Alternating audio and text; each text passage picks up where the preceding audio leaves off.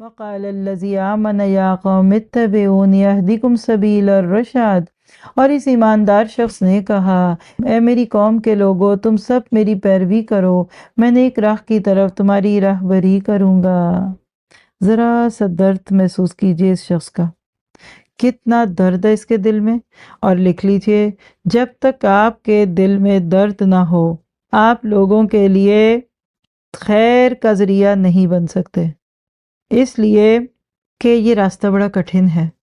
اس راستے پہ چلنے والوں کو ہر لحاظ سے اپنے آپ کو سیکیور رکھنا پڑے گا، ورنہ یاد رکھیے شیطان ایسے ایسے کام لے لے گا آپ سے کبھی غلط کہ آپ کو خود بھی پتہ نہیں چلے گا۔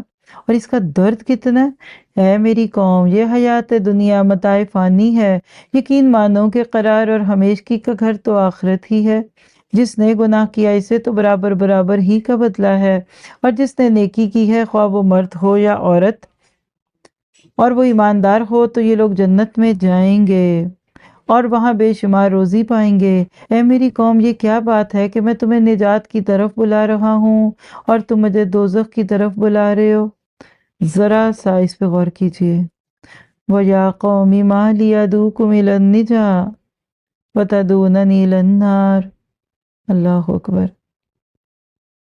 دیکھیے یہ ہے درد، یہ ہے صدیقیت کا مقام، مخالفتوں میں معاون بننے والا۔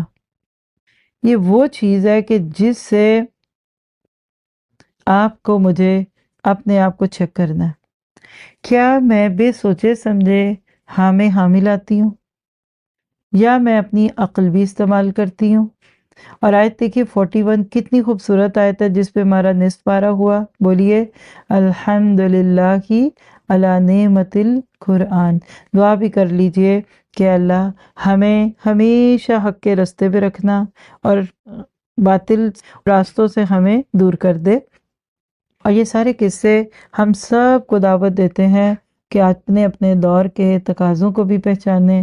آج اگر چاروں طرف برائی ہے تو اگر اللہ نے آپ سے کوئی خیر کا کام لینا ہے تو اللہ تعالیٰ آپ کو روشنی کی ایک کرن بنا دے گا۔ سراج منیر بھی ایک ایسی ہی روشنی تھے، اور ابو بکر صدیق جیسا پیارا ساتھی پیارے نبی کے لیے بالکل اس مرتے مومن کی طرح ہی معاون بنا رہا۔